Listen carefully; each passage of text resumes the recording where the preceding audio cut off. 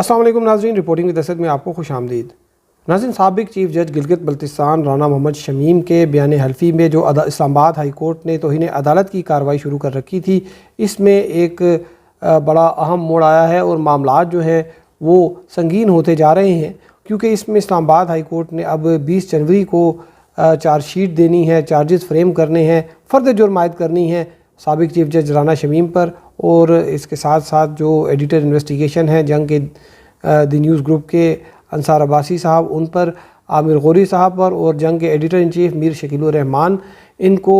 جو ہے وہ سمن کیا گیا ہے، اور رانا شمیم جو ہیں ان کو بھی جو ہے وہ اس دن سمن کیا گیا، اور ان پر بھی جو ہے وہ فرد جرم عائد کی جائے گی 20 جنوری کو۔ اور اس میں آج اسلام آباد ہائی کورٹ نے ایک اپنا آرڈر جو ہے وہ جاری کیا ہے۔ یہ آرڈر جو ہے یہ اسلام آباد ہائی کورٹ میں جو اس کیس کی گزشتہ سماعت ہوئی تھی 7 فروری کو، یہ اس ہیئرنگ کے بعد جو ہے یہ اس کا تحریری آرڈر ہے، یہ 7 صفحات پر مشتمل ہے، اور اس میں جو اسلام آباد ہائی کورٹ نے جو ہے یہ وجہ بیان کی ہے کہ جو 7 جنوری کو فرد جرم اس وجہ سے عائد نہیں کی گئی کیونکہ جو جنگ کے ایڈیٹر ان چیف ہیں میر شکیل الرحمان، ان کے جو اہل خانہ ہیں ان کو کرونا وائرس جو ہے اس کا میں مبتلا تھے، اور اس وجہ سے یہ سیلف آئسولیشن میں تھے میر شکیل الرحمان، تو ان کی غیر حاضری کی وجہ سے فرد جرم عائد نہیں کی گئی۔ اور پھر اس میں انہوں نے انصار عباسی صاحب کی اس ایک درخواست کا حوالہ دیا ہے جس میں انصار عباسی صاحب نے ایک عدالتی پیراگراف پر اعتراض اٹھایا تھا، اور یہ کہا تھا کہ یہ بات انہوں نے نہیں کی اور ان کو اس میں غلط ایٹریبیوٹ کیا ہے، اور وہ یہ بات تھی کہ اگر کیا کوئی فیک انفارمیشن اگر ان کے پاس آئے یا فیک ایفیڈیوٹ آتا، اس کو جانچنے کے بغیر اس کو چھاپ دیتے، تو انصار عباسی صاحب نے کہا کہ میں نے اس قسم کی بات نہیں کی تھی۔ بہرحال عدالت نے سے دوبارہ پوچھا گیا کہ کیا وہ اگر ان کو ایک ایسی کوئی چیز مل جائے، کوئی رپورٹ مل جائے اور اس پہ وہ اس کے انہیں پتہ ہو کہ یہ جھوٹ ہے، تو کیا وہ اس کو چھاپ دیں گے؟ تو جواب میں اس میں آرڈر میں لکھا ہی reiterated that it was not his responsibility as a journalist to exercise reasonable care to ascertain the veracity of contents of documentary produced in the publication of a widely circulated newspaper and that too in disregard to the sub judice rule۔ اب اس میں جو ہے وہ 2 چیزیں ہیں۔ یہ جب میں عدالت میں موجود تھا، انصار عباسی صاحب سے یہ کویسچن کیا گیا تھا، تو انہوں نے یہ کہا تھا کہ اگر کوئی اس قسم کا ایفیڈیوٹ، کوئی جھوٹا ایفیڈیوٹ دیتا ہے اور ان کو یہ بات معلوم ہو کہ وہ اس میں جو ہے وہ حقائق جو ہے وہ غلط ہیں، غلط بیانی کی گئی ہے، تو وہ یہ خبر دیں گے، لیکن وہ ساتھ میں لکھیں گے کہ یہ ان نے جو انویسٹیگیٹ کیا ہے اس کے مطابق یہ ایفیڈیوٹ میں فلاں فلاں جو انفارمیشن ہے وہ غلط ہے۔ اس میں بہت جو ہے وہ مختلف آراء ہیں، چونکہ جو ابھی تک اس میں آگے کورٹ نے بھی جو ہے وہ اس کو آبزرو کیا ہے کہ جو سب جوڈیس رول ہے اس کو نہیں دیکھا جا رہا، بلکہ فریڈم آف انفارمیشن پہ جو ہے وہ زیادہ زور دیا جا رہا ہے، پریس فریڈم پہ جو ہے وہ زیادہ زور دیا جا رہا ہے، اور اس میں آگے یہ بھی ہے کہ یہ سب جوڈیس رول جو ہیں وہ کیوں ضروری ہیں کسی لیٹیگینٹ کے جو ہے وہ رائٹس کے حقوق کے تحفظ کے لیے۔ تو اس میں ایک تو یہ ہے کہ جب ہم پولیٹیکل رپورٹنگ کرتے ہیں تو اس وقت ہمیں بعض اوقات پتہ ہوتا ہے کہ یہ جو سیاستدان ہے، یہ کوئی حکومتی وزیر ہے، یہ جو حکومتی معاون ہے، یہ جھوٹ کے علاوہ کوئی بات نہیں کرتا، لیکن چونکہ ہم اس پریس کانفرنس میں یا اس نے ہمیں کوئی انفارمیشن دی ہوتی ہے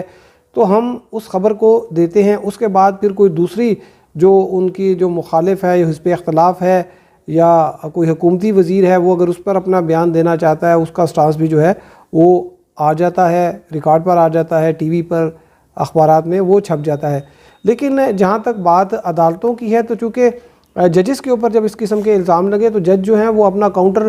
جو سٹانس جو ہے جو ان کا وہ اس طرح سے پریس کانفرنس کر کے نہیں دے سکتے، اور لیٹیگنٹ بھی اس پوزیشن میں نہیں ہوتا کہ وہ اس چیز کو کلیریفائی کرے، وہ اس میں، کیونکہ لیٹیگنٹ کو بھی پھر یہ خطرہ ہوتا ہے کہ شاید یہ توہین عدالت کی کارروائی شروع نہ ہو جائے، تو اس وجہ سے اس معاملے میں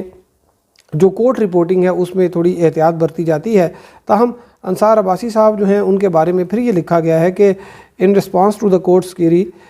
he candidly contended that he would not have reported a news item for publication if what was written in the notarized document had been stated to him in an interview by Rana محمد شمیم کہ انصار عباسی صاحب سے یہ بھی پوچھا گیا تھا کہ اگر آپ کو یہ کوئی زبانی یہ کہہ دیتے کہ یہ اس طرح سے بات ہے، تو انصار عباسی صاحب نے جواب دیا کہ میں اس قسم کی زبانی بات میں کبھی بھی نہ چھاپتا، لیکن عدالت نے یہ کہا کہ یہ جو ان کا سٹانس ہے وہ اس سے بالکل مختلف ہے جو کہ انہوں نے ایک نوٹرائزڈ ڈاکومنٹ جو ہے اس کو ایک جو بیان حلفی ہے وہ چھاپتے ہوئے کیا، کیونکہ وہ بیان حلفی جو ہے اس کی بھی قانونی طور پر وہ کہیں لیگلی ایڈمیزیبل نہیں ہے، کیونکہ وہ کسی فورم پہ پریزنٹ نہیں ہوا اور اس پہ کوئی جو ہے وہ کسی سیکشن آف لا کے تحت جو ہے وہ عدالت میں کہیں پہ اس کو کوٹ نہیں کیا گیا، کہیں پہ اس پہ اوپر اپنا بیان نہیں ریکارڈ کرایا رانا شمیم صاحب نے، تو اس کی لیگل ویلیو جو ہے وہ اس وقت 0 ہے۔ اور اس میں پھر انہوں نے لکھا ان اے نٹ shell if the stance of the reporter, editor and editor-in-chief is accepted, then it would amount to giving a license to unscrupulous litigants or third parties to obstruct and interfere with the administration of justice and thus influence sub judice matter. The stance taken by the reputable professional journalist and publisher would justify abuse of the forum of a widely circulated newspaper to directly or indirectly influence proceedings pending before the court. تو اس میں عدالت نے کہا کہ اگر یہ stance جو ہے اس کو مان لیا جائے تو اس کا مطلب یہ ہوگا کہ با اثر لوگوں کو جو ہے وہ ایک کھلی چھوٹ دے دی جائے کہ وہ اپنی مرضی کی خبریں لگوا کر عدالتی پروسیڈنگ پر اثر انداز ہوتے رہیں۔ اور اس میں یہ بھی لکھا ہے کہ it is noted that the written replies filed by the reporter, editor and editor-in-chief and their explanation before this court during the proceeding prima facie shows that they had not sought professional legal opinion regarding the status of the document executed by Rana Muhammad Shamim and the consequences of publication of its contents in relation to the sub judice rule۔ اس میں ایک یہ بڑی اہم چیز ہے کہ یہ عدالت نے یہ آبزرویشن دی ہے کہ آبزرو کیا ہے عدالت نے کہ جو رپلائی آئے ہیں اس میں کہیں یہ بات سامنے نہیں آئی کہ اس خبر کو چھاپنے سے پہلے ایک لیگل اوپینین لی جاتی۔ عدالت نے یہ اپنی آبزرویشن دی ہے کہ اس کیس میں ایسا جو ہے یہ پریکٹس نہیں کی گئی، اور اس میں یہ ہے کہ their stance is virtually an invitation to litigants and third parties to abuse the forum of widely circulated newspaper، کہ ان کا جو سٹانس ہے یہ ایک دعوت دینے کے مترادف ہے ان لوگوں کو، باثر لوگوں کو، کہ وہ آئیں اور اس فورم کا جو ہے وہ غلط استعمال کریں۔ اس میں آگے پھر معاونین کے حوالے سے لکھا ہے کہ جو ناصر زیدی ہیں president Pakistan federal union of journalist, Faisal Siddiqui صاحب ہیں، ریما عمر صاحبہ ہیں، انہوں نے جو اپنے جو رپلائی جو ہیں وہ فائل کیے ہیں اس میں انہوں نے پریس فریڈم کے اوپر جو ہے وہ اپنا سارا زور دیا ہے۔ چیف جسٹس اطہر من اللہ جو ہیں انہوں نے یہ بات لکھی ہے کہ جو معاونین نے اپنی جو رپورٹس جو ہیں وہ سبمٹ کی ہیں اس میں پریس فریڈم کے حوالے سے تو چیزیں لکھی ہوئی ہیں، لیکن سب جوڈس رول کے تحت جو کورٹ سے متعلق معاملات ہیں ان کی رپورٹنگ کے حوالے سے نہیں لکھا۔ اور اس جو خبر شائع ہوئی تھی جس میں یہ ثاقب نثار صاحب کے حوالے سے رانا شمیم جو ہے ان کا بیان حلفی ہے، جس میں یہ کہا گیا کہ جب وہ 15 جولائی کو گلگت بلتستان کی سیر پہ تھے تو انہوں نے ایک جج کو فون کر کے کہا کہ نواز شریف اور مریم نواز جو ہیں ان کو الیکشن سے پہلے عدالت سے بیل نہیں ملنی چاہیے۔ تو اس میں ایک جو عدالت نے ایک دفعہ پھر ایک اس بات کو دہرایا ہے کہ فنڈامنٹل رائٹس اور جو فریڈم آف پریس ہے اس پہ تو کبھی کوئی کمپرومائز نہیں کیا جائے گا، لیکن اس چیز پر بھی جو ہے وہ ایک افسوس ظاہر کیا گیا ہے کہ جو جن لوگوں کا کام تھا خبر شائع کرنا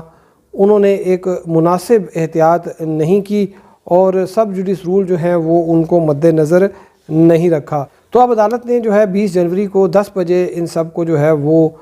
طلب کر لیا ہے اور لکھا ہے کہ the alleged contemners are therefore directed to appear at 10 AM on 21/2022 for framing of charges۔ اسلام آباد ہائی کورٹ نے اس پر ایک سخت، ابھی تک بظاہر ایک سخت موقف جو ہے وہ لیے رکھا ہے، اور اس میں باوجود اس کے کہ جو امائکس ہیں اور ایون کہ جو اٹارنی جنرل آف پاکستان ہیں اور جو لطیف آفریدی جو رانا شمیم کے وکیل ہیں انہوں نے بھی عدالت سے استدعا کی کہ جو صحافی ہیں ان پر جو ہے وہ فرد جرم عائد نہ کی جائے۔ لیکن جو آج کا عدالتی فیصلہ آیا ہے اس میں عدالت نے یہ واضح کر دیا ہے کہ جو بھی اب تک عدالت کو بتایا گیا ہے، جو وجوہات جو ہیں وہ بتائی گئی ہیں، جو اس میں ایکسپلینیشن جو ہے وہ دی گئی ہے، جو ریزننگ دی گئی ہے، وہ عدالت کے لیے قابل قبول نہیں ہے اور فرد جرم جو ہے وہ 20 تاریخ کو عائد ہوں گے۔ اب دیکھتے ہیں کہ آگے اس میں 20 تاریخ کو جو ہے وہ مزید کیا کارروائی ہوگی، آپ کو پھر ہم اپڈیٹ کریں گے اس حوالے سے۔ اب تک کے لیے اتنا ہی، ہمارے ساتھ رہنے کا شکریہ۔ اللہ حافظ۔